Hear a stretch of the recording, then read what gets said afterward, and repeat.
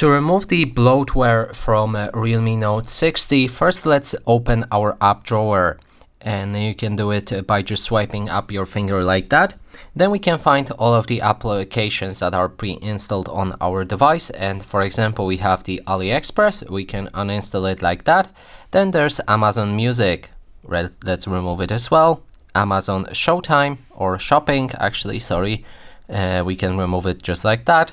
Block Blast, let's uninstall it. Booking.com, uninstall. And then let's check for more. There's a Fitbit. Okay, we can't remove the Fitbit. Is there anything else? App Market needs to stay. LinkedIn, uninstall. GameSpace, I think it needs to stay. Miravia, let's uninstall it.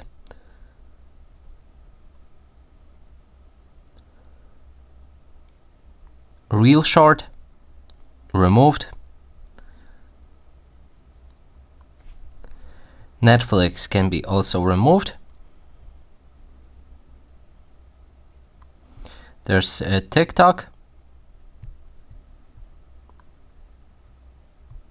And here's a clone of the app, and yeah, it's removed as well.